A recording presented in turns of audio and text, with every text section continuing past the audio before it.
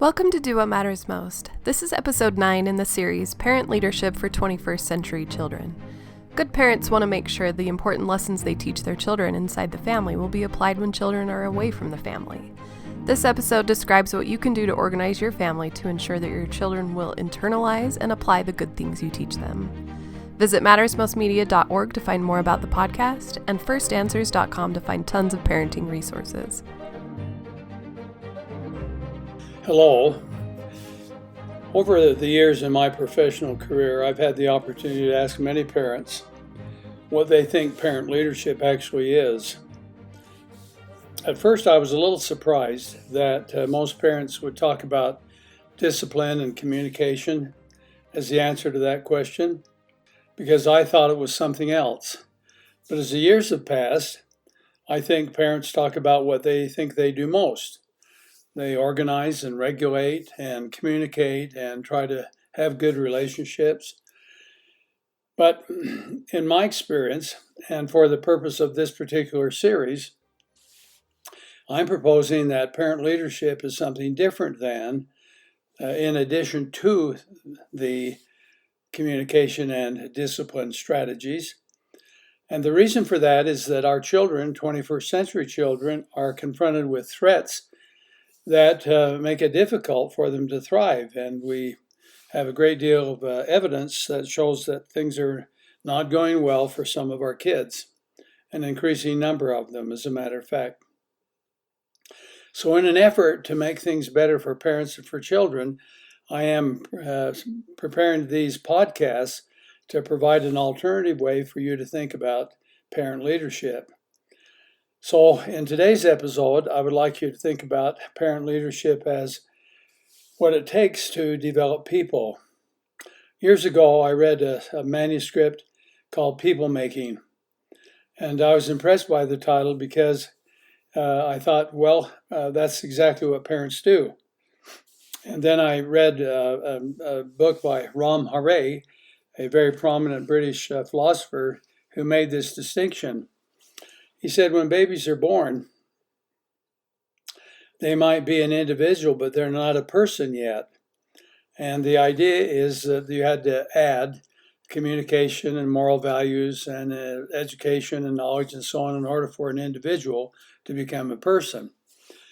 I'm not sure about that, but I am certain that the types of situations that parents face with their children that are difficult and where the kids are not doing well, they are of a different order than what I saw, say, 30 years ago. And nowadays, they are more destructive. They are more casually done, and they are predatory to some extent. But it often happens because parents are busy. They go about their work of providing for the family, and then discover later on that something has happened to their children. Well, this something may be good, but a lot of some things are not so great, and they often happen without the knowledge of their parents. So here is the deal. In today's episode, I'm going to propose that you focus on doing something inside your family that will ensure or be more likely to ensure of what children will do outside your family. You might have heard the story where a mother complained about her daughter's bedroom all of her life. The daughter married and went off and had her own home. The mother visited, and the house was spick and span, and so was her bedroom, by the way. And her mother thought, well, maybe I'll ask her what the change was, and then she decided not to. She was just going to enjoy it.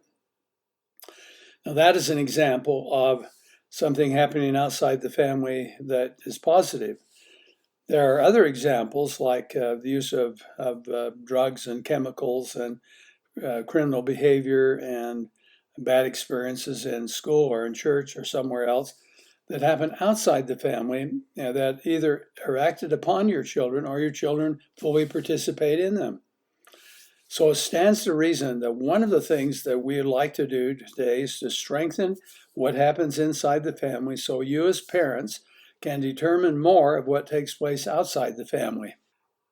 Now, in order to do that, I want to tell you about something called transfer of learning. And the transfer of learning is like learning something inside a school classroom and having people do it outside the classroom, or learning something inside the family and then having children make application outside the family. How does that happen?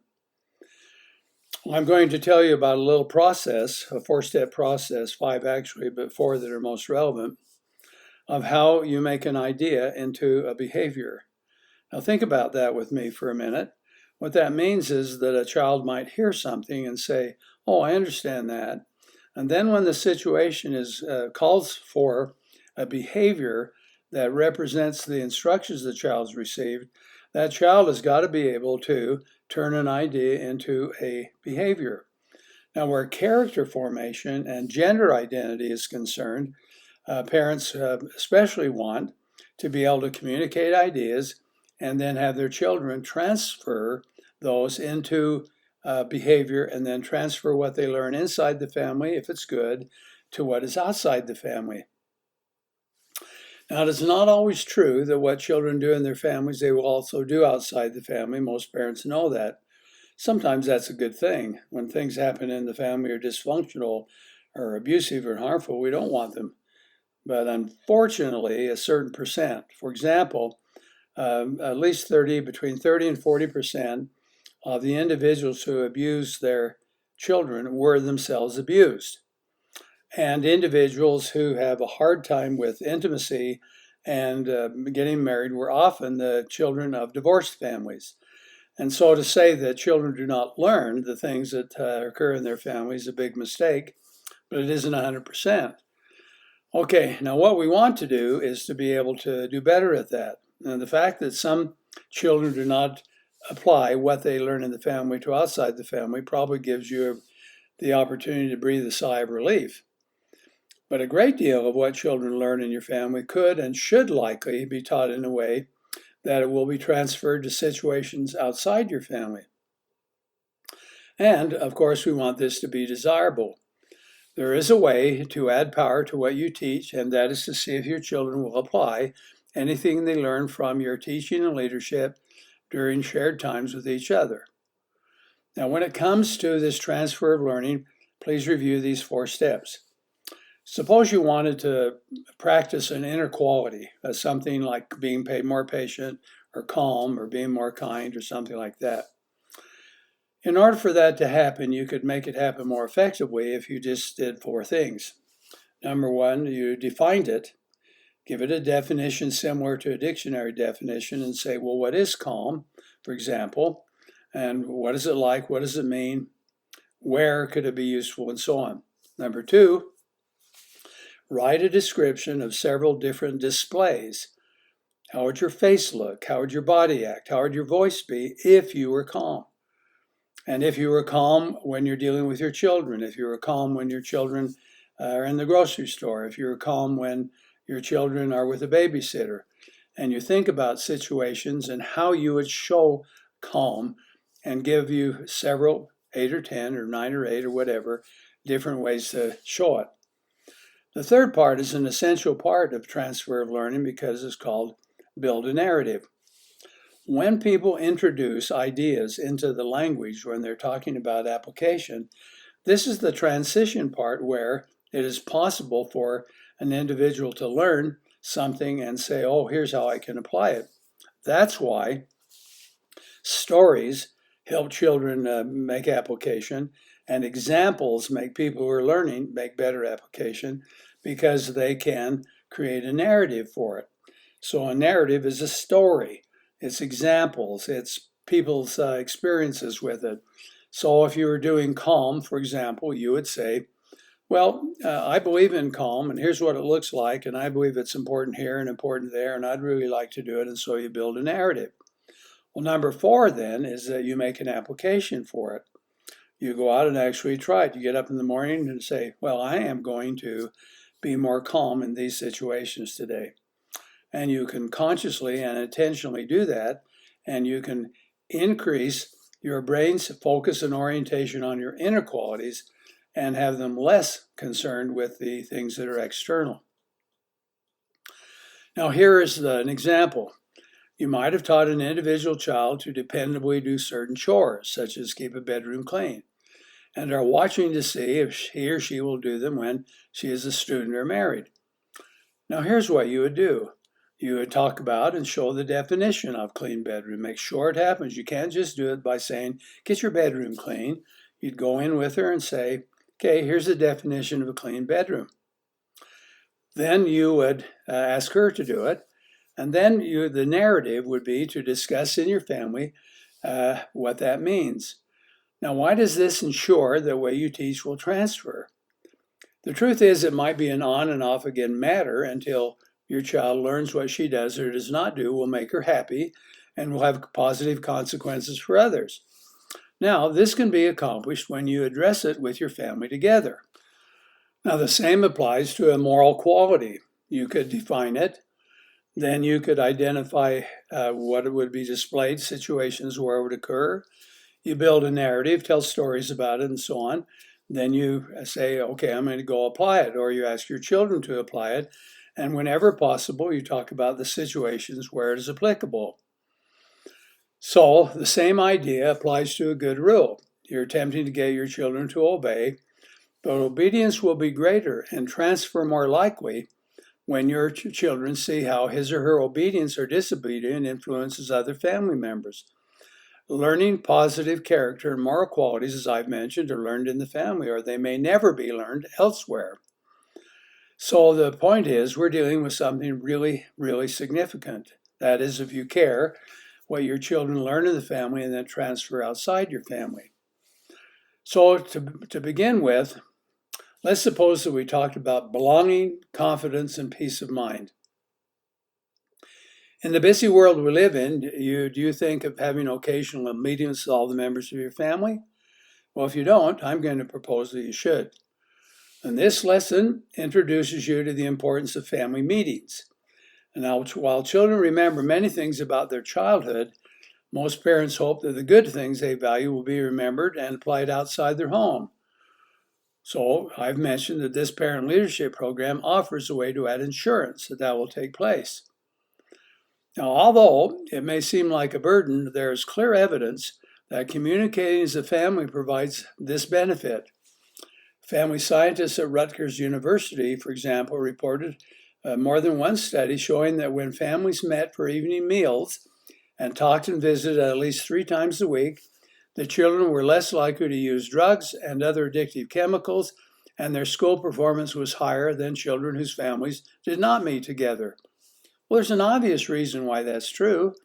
If the parents are with the children at these meals and they talk about things and the children listen to the parents, well, the children have had greater exposure to the parents and what the parents value. Now, what is there about meeting together that seems to offer so many benefits? Such occasions permit everyone to hear and see the same thing at the same time, and we could expect increased unity, but that's not the only thing. I propose that you hold family meetings to share the positive things family members are doing and ask everyone to show respect and warmth and kindness. And you teach them what those qualities are, and then you have a meeting to see if they know how to apply them. And if they don't, you go back to say, here's what respect means. You build a display, and then your narrative, then warmth. You do the same in kindness. Then you say, okay, we're going to have a family meeting and see if kids can apply them in that meeting. The work and effort this requires will enable you to see how well individuals in your family are learning and how well your family is being an influential tool for the application of what your leadership brings. Start anytime, but especially when children are young. Provide a predictable time and an agenda which might rarely be followed exactly, and invite participation and discussion. But the important thing is to make sure your children are prepared with respect and kindness, and so that they can appreciate what the family meeting is about. Now, there are 4 important purposes for a family meeting, and keep in mind, the one we're talking about today is how to create a narrative for any behavior you want your children to learn in your family so that they will apply it outside your family. So these important purposes are these. Family meetings can help everyone belong. And if they are organized so everyone participates in creating ideas about the kind of family that is hoped for and everybody participates, that's a good thing. Why belonging? Well, as it turns out, belonging is the feeling that allows children to feel like there's a place for them, A, and B, it's a place of reference for them to think about how to apply things in their life or where to go for help or something like that.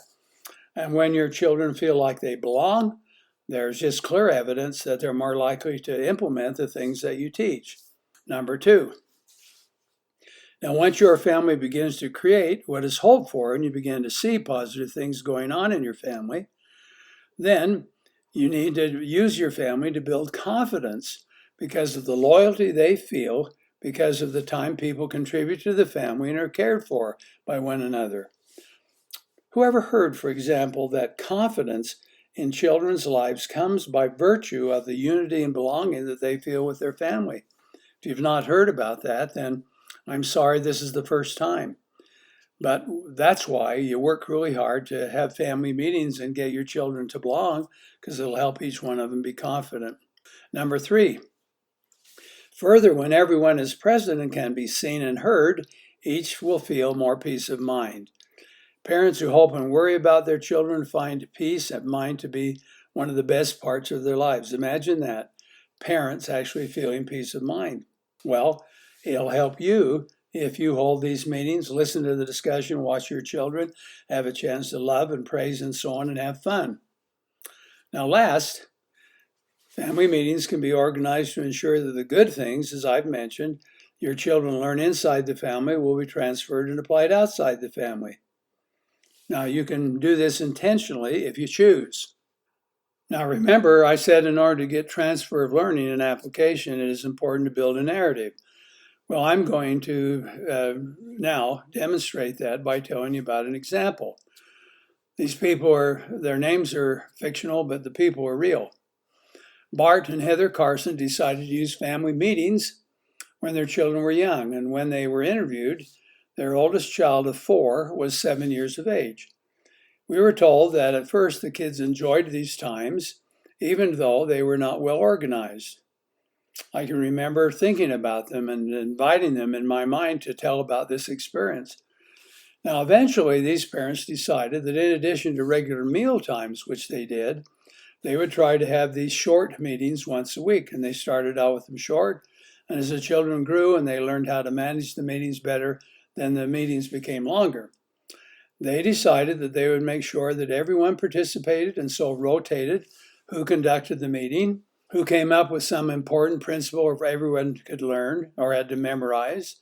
And if some lesson was taught, then somebody taught it, usually the parent, and they would demonstrate it. So if they were talking about kindness, for example, or they were talking about charity or giving or generosity or forgiveness or anything, then they demonstrated it, including social skills, I understand. How to meet people, how to greet people, how to compliment people, and so on. Now, they used these meetings to instruct their children about improvements they wanted to see happen. When it was their turn to teach, the kids often taught. They brought up ideas about respect, cooperation, acceptance of others, and making sure they helped people who needed help. Then they asked their children to practice whatever they taught during the next week. In other meetings, they just played games, practiced talents like public speaking, singing, and so on. As their children grew older, their schedules of sports, school, and dating conflicted with these meetings, and the parents said they were about to give them up. But after thinking about it, they decided to just push through and reschedule them. And then 1 or 2 of the oldest children complained and wanted to stop. They decided simply to say, well, coming to these family meetings is the price you pay for the use of the car, or eating, or whatever. And then they smiled when they said this. When asked what they found to be the benefits of doing this, they told me the following. Their children supported each other more than they expected. For example, when one of the younger daughters had a piano recital, her older brothers came without being persuaded. They thought that was pretty strange. They'd never seen that. And then when a brother was involved in sports, the whole family wanted to be there. And when the oldest child, a son, left for home for education, his letters began with, "Dear family," not "Dear Mom and Dad." And then the letter was filled with messages for all of his siblings. Well, as their family matured, the children married and left one by one. And they discovered their children were holding meetings with their children, and they wanted to get themselves together with each other. Everyone in the family joined a communication app, and during the week they shared instances on opinions and occasionally had Zoom meetings so that they could all sit face to face and renew what they had learned when they're children.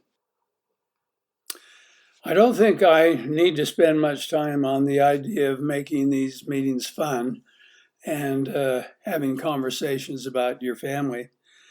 But I can tell you that I know of several examples where parents began to they wanted to make a discussion. Now, here was the problem. See, the parents were there and the kids were there, and quite often the children just made the parents carry their whole conversation. So the parents resolved this by sharing the times of who conducted the meeting. And then they taught their kids question asking and discussion behavior so that the kids could learn how to communicate and be effective. And they worked out a plan where kids could ask questions, and then they can share their ideas with one another. They even found some games, as I recall, where these conversations were made explicit. One of them was they made a bunch of cards and they wrote questions on there, and you had to ask the question and to somebody, and then somebody answered whatever was on that card. Now, according to this set of parents, an interesting, even an unexpected thing happened. When they began to do this question and answering and so on, it freed up the conversation between the children and parents. And the parents said that their communication with their children was exceptional, even better than it had been after they started that. So when I inquired about what they did, here is what one father said. He said when they had the first meeting, they decided that they would talk about the kind of family that everybody wanted. So the father said, I want to discuss something with you, and I want very much to hear your ideas. This father went on to say, I want to know what kind of a family you would like to be a part of. And for instance, I want to know if you want to have a happy family. Do you want to be a family where we are kind to each other, help each other, work hard, and so forth? And this father then said, well, what happened was that to begin with, nobody had any ideas, or they were afraid to say. But after we encouraged them a little bit and kept going, and told them what we really wanted to do was to have the kind of family that everybody would like to have. Then he said that even little children began to say things, well, I'd like to have more ice cream, or I'd like to have more time with my sister or something. And it wasn't long until their conversations became of a personal nature that people just would almost pay a lot for to get among their family members. Now, I have not followed up for a long time with this family, and so I'm not sure what happened as the years have passed. But I do know that when I see this father or mother on occasion, I'm looking at their faces to see how things are going, and based on the pleasant looks, it seems to me that they're having a good time with their adult children and grandchildren. Now, let me conclude by pointing out that it is important for parents nowadays to take a look at what's going on in the interior environment of their family so that they can answer the question, is what I'm doing here going to provide transfer of learning of the good things I want my children to know? Now, if it isn't, then take a look at some situations like going to school, going to church, going out to a restaurant to eat, and practice those situations in your family so the children know what kind of behavior to display in the situations. That would be first. Second, try teaching a concept using the 4 steps I proposed and see if your children will actually begin to apply things like respect or honoring somebody or loving somebody, period. When this happens, you'll begin to feel a great reward, because parents always do, or almost always do if you love your kids. When you teach them and they start doing what you teach, you love them because you're grateful that they're learning good lessons, and also they're valuing you as a parent. Thank you for listening to this episode of Do What Matters Most, which is sponsored by firstanswers.com. where you can find new tools for families and parents of 21st century kids with a focus on emotional self-reliance. Visit firstanswers.com to sign up for a free newsletter. Find Do What Matters Most on Facebook and our website, mattersmostmedia.org, where you can ask Dr. Scoresby your own questions. Remember to subscribe to stay up to date with new episodes. Give us a rating and write a review on the podcast app or Google Podcasts, and let us know what you think about Do What Matters Most. In an effort to promote good things for families, visit inevitableobjects.com, an online art gallery featuring a curated, thoughtful, and beautiful selection of original, one-of-a-kind artworks for your home. Inevitable Objects is currently featuring an exhibition of abstract paintings by Adam Bateman, exploring the relationship between mankind and the land in the American West.